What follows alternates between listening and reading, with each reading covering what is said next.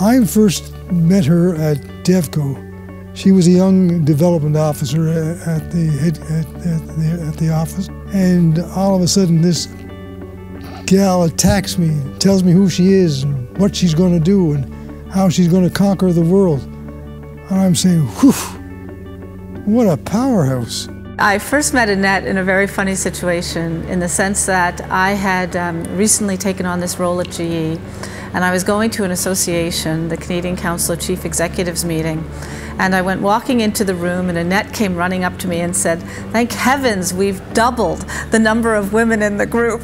And Annette had been one of the first champion women at the Canadian Council of Chief Executives, and warmly welcomed me when I came on and increased the numbers by 100%.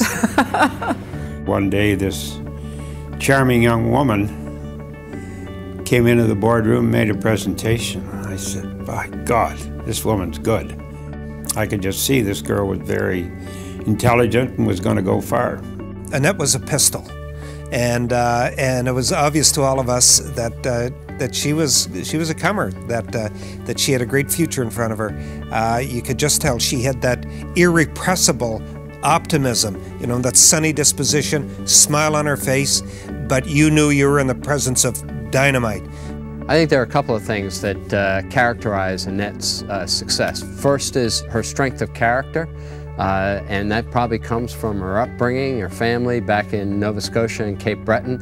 Second is just, you know, she's never satisfied. She's always trying to make things a little better. She's willing to take a risk, and she has tremendous success rallying her team around that. In life in general with Annette, I don't think there's ever a time that she never says, I think I can do it. She'd always be the one to say, I know I can do it, or I will do it. She also is a great lover of our country. She's a patriot and a great Canadian. And more than happy when I've asked her to help, more than once, she's helped. And she helped in one of the most important times, the Economic Advisory Council during the crisis in 2008, 2009. She pitched in, and that group of 11 people made a difference in this country. She's classic Maritimer, straight shooting, and you always know what you're going to get from her. You might not like it, but you're going to get the truth, and you know where you stand. We ended up on a committee called Visions for Cape Breton, and both of us being first generation, both of us being fairly competitive, we were at each other, and I must have frustrated her more than usual at one time.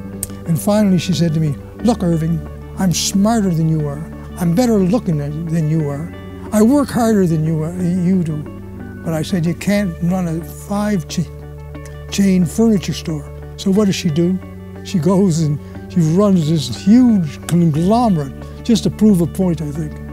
She's never tried to shy away from where she's come from and the great life she's had there, and I think it has made her such a wonderful person today because she's held on to those roots and, more importantly, the values that she brought up with. She's the daughter of immigrants to Canada, a hard-working farm family, humble beginnings, but just the perfect background for success. All the kids were in 4-H, obviously, and North Sydney had an exhibition, so they always had cow milking contests where everybody gets a cup. You have a partner, and one person has to milk and one person has to hold the cup. So she was the milker, and she was a champion. She was able to fill that cup the first and send the other fella on his way to drink it down. So I think she got the good end of the stick anyway.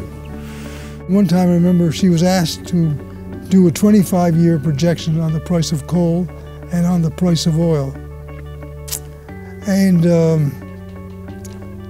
she started working on that, and I said, Annette, how can you predict the price of oil and the price of coal 25 years out? That's a crazy assignment. I said, what price you got at oil at this moment? Well, she said, I've jacked it up till it's $100 a barrel. I said, $100 a barrel? Are you out of your mind? You're never going to have oil at $100 a barrel. Once again, she proved me wrong. Her emotion, what I call emotional intelligence, ability to relate to other people, ability to listen, ability to emote with other people, and to, today's age, that's distinguishes leaders. When she interacts with her own team, you can see that she's not someone who's afraid to get her hands dirty. She gets in there, works with them, gets them excited on the project, and truly leads in what we call the inverted pyramid, which is the bosses at the bottom and helping everybody do their job better. She has done a wonderful job of leading the way and blazing the trail for women, because she's done it in a way that has not been offensive to others, but it's gotten the job done.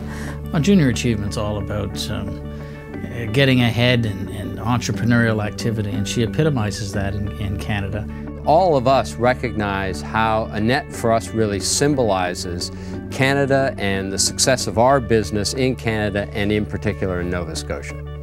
She is one of our greatest exports from Atlantic Canada, and we're all really, really proud of Annette and what she's accomplished. She's got the world as her oyster. She can do what she wants. With all this success, she's kept the same values that I saw in her as a young entrepreneur, a young woman starting out. I just can't tell you how much I love her. But she's been just one of the best sisters anybody could have. And we're really proud that she's able to acquire awards like this, and her success has just been phenomenal.